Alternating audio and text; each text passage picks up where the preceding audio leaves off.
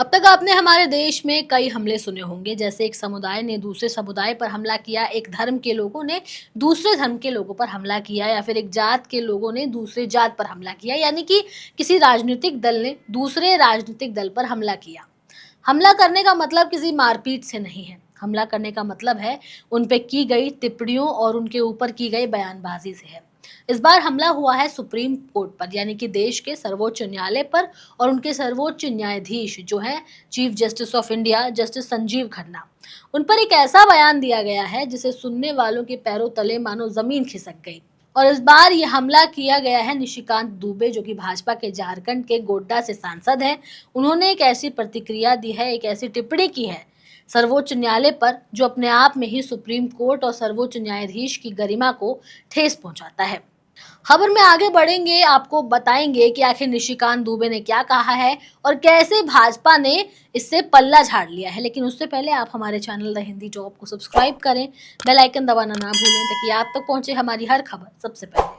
देश के सबसे बड़े न्यायिक मंच सुप्रीम कोर्ट ने हाल ही में एक महत्वपूर्ण आदेश दिया था, जिसमें राष्ट्रपति को विधेयकों पर निर्धारित समय सीमा में फैसला लेने की बात कही गई थी। कोर्ट का मानना था कि ऐसे मामलों को अनिश्चित काल तक टरकाया नहीं जा सकता है और ये लोकतांत्रिक प्रक्रिया के खिलाफ भी है।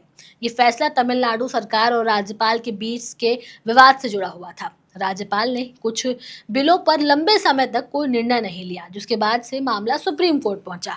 अब कोर्ट ने आदेश दिया था कि राज्यपाल के पास वीटो पावर नहीं है और राष्ट्रपति को भी 3 महीने के भीतर फैसला लेना चाहिए। अब इसी पूरे मामले पर सियासी बवाल खड़ा हो गया। भाजपा सांसद निशिकांत दुबे, जो झारखंड के गोड्डा लोकसभा से सांसद हैं, उन्होंने इस फैसले पर तीखी आपत्ति जताई। उन्होंने कहा कि मुख्य न्यायाधीश को राष्ट्रपति को आदेश देने का अधिकार नहीं है, राष्ट्रपति ही उन्हें नियुक्त करते हैं। सुप्रीम कोर्ट ने देश के गृह युद्ध और धार्मिक युद्ध के लिए उनको जिम्मेदार माना। इतना ही नहीं, उन्होंने ये भी कह दिया कि अगर सभी फैसले सुप्रीम कोर्ट ही करेगा तो संसद और विधानसभाएं बंद कर देनी चाहिए। इसी के साथ ही निशिकांत दुबे ने वक्फ बिल को लेकर के भी बयान दिया, ये जानते हुए कि वक्फ बिल पर अभी सुनवाई की जा रही है। उन्होंने कहा कि कानून सुप्रीम कोर्ट को ही बनाने हैं तो संसद और विधानसभाओं को बंद कर देना चाहिए। निशिकांत दुबे का ये बयान न केवल आपत्तिजनक था, बल्कि लोकतंत्र की तीनों प्रमुख संस्थाओं यानी कि न्यायपालिका, कार्यपालिका और विधायिका के बीच के संतुलन पर भी हमला था। उन्होंने न सिर्फ सुप्रीम कोर्ट को ही दोषी ठहराया, बल्कि उसे धार्मिक युद्ध भड़काने वाला तक कह डाला। ये अपने आप में ही लोकतांत्रिक ढांचे पर हमला है।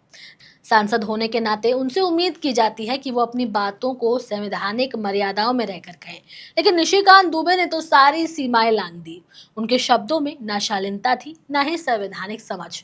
उन्होंने सीजीआई को गृह युद्ध करवाने वाला तक करार दिया। अब जैसे ही मामला तूल पकड़ने लगा, भाजपा को डैमेज कंट्रोल करना पड़ा। पार्टी अध्यक्ष जेपी नड्डा ने अपने ट्विटर हैंडल पर साफ किया और कहा कि निशिकांत दुबे और दिनेश शर्मा के बयान से भाजपा का कोई लेना देना नहीं है। पार्टी ऐसे बयानों का समर्थन नहीं करती, ये उनके निजी विचार हैं। नड्डा ने आगे कहा कि पार्टी हमेशा न्यायपालिका का सम्मान करती आई है और सुप्रीम कोर्ट को लोकतंत्र का अभिन्न स्तंभ मानती है। अब यहाँ ये सवाल उठता है कि जब पार्टी खुद पल्ला झाड़ रही है, अपने आप को किनारे कर रही है, तो क्या सांसद को माफी नहीं मांगनी चाहिए?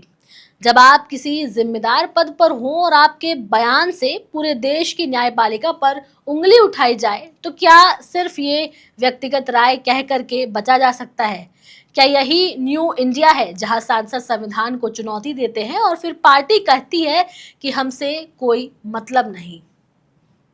निशिकांत दुबे का ये पहला विवादित बयान नहीं है। उससे पहले भी उन्होंने सुप्रीम कोर्ट के कई पुराने फैसलों पर सवाल उठाए हैं, जैसे कि आर्टिकल 377 को हटाने पर उन्होंने कहा था कि समलैंगिकता सभी धर्मों के खिलाफ है और सुप्रीम कोर्ट को इसे हटाने का अधिकार नहीं है। साथ ही आईटी एक्ट 66A को रद्द करने पर भी उन्होंने कहा था कि सुप्रीम कोर्ट ने महिलाओं और बच्चों की सुरक्षा को खतरे में डाल दिया है। वहीं राम मंदिर और ज्ञानवापी विवाद पर उन्होंने कहा कि सुप्रीम कोर्ट कागज दिखाओ कहकर सनातन परंपरा का अपमान करता है। कम से कम नेताजी को यह ख्याल तो करना चाहिए कि हम देश के उच्च न्याय प्रणाली पर ऐसे इल्जाम लगा रहे हैं कि कितना गलत है। इन बयानों से एक बात तो साफ है कि निशिकांत दुबे संविधान से ज्यादा अपने विचारों को प्राथमिकता देते हैं, चाहे वो कानून के खिलाफ ही क्यों ना हो। अब इस पूरे मामले पर विपक्ष ने भी तीखा हमला बोला है। कांग्रेस के जयराम रमेश ने कहा है कि भाजपा जानबूझकर सुप्रीम कोर्ट को निशाना बना रही है, क्योंकि कोर्ट ने इलेक्टोरल बॉन्ड जैसे मामलों में सरकार को असंवैधानिक ठहराया है। वहीं आम आदमी पार्टी की प्रवक्ता प्रियंका कक्कड़ ने भी बीजेपी को और निशिकांत दुबे को आड़े हाथों लिया है।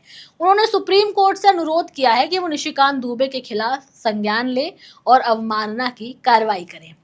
भारत का संविधान साफ कहता है कि कानून बनाने का अधिकार संसद को है, लेकिन उनकी व्याख्या और निगरानी का काम सुप्रीम कोर्ट करता है। अगर न्यायपालिका या फिर विधायिका अपनी सीमाएं लांघती है तो न्यायपालिका का ये कर्तव्य है कि वो उन्हें रोके, लेकिन आप या हम सुप्रीम कोर्ट को उनका काम नहीं सिखा सकते। सुप्रीम कोर्ट ने बस इतना ही कहा कि राष्ट्रपति को बिल पर 3 महीने में निर्णय लेना चाहिए। क्या ये कोई असंवैधानिक मांग थी? अगर नहीं, तो फिर इतना जहर क्यों, इतनी नाराजगी क्यों? निशिकांत दुबे के बयान ने न सिर्फ संसद की गरिमा को ठेस पहुंचाई है, बल्कि ये भी दिखा दिया है कि कुछ लोग राजनीति के नाम पर लोकतंत्र की नींव को हिला सकते हैं। भाजपा ने खुद भी उनसे दूरी बना ली है, लेकिन क्या सिर्फ इतना ही काफी है? क्या सांसदों को संविधान, कोर्ट और न्यायपालिका को धमकाने की छूट मिलनी चाहिए? इस देश की असली ताकत संसद, न्यायपालिका और कार्यपालिका के बीच का संतुलन है। अगर कोई भी एक संस्था खुद को सबसे ऊपर समझने लगे तो लोकतंत्र का पतन तय है। आज देश को नेताओं से नहीं, संविधान से चलने की जरूरत है, और ऐसे बयानों की निंदा सभी को मिलकर करनी चाहिए, चाहे वो किसी भी दल के हों, किसी भी पार्टी के हों। अब आपकी इस पर क्या राय है, आप भी हमें कमेंट सेक्शन में जरूर बताएं। कैमरे के उस पार मेरा साथ दे रहे थे मेरे साथी शिव कुमार, मैं आपके साथ तनु चतुर्वेदी। हमारे चैनल द हिंदी टॉप को सब्सक्राइब करें, हमें एक्स यानी ट्विटर, फेसबुक और इंस्टाग्राम पर भी फॉलो करें।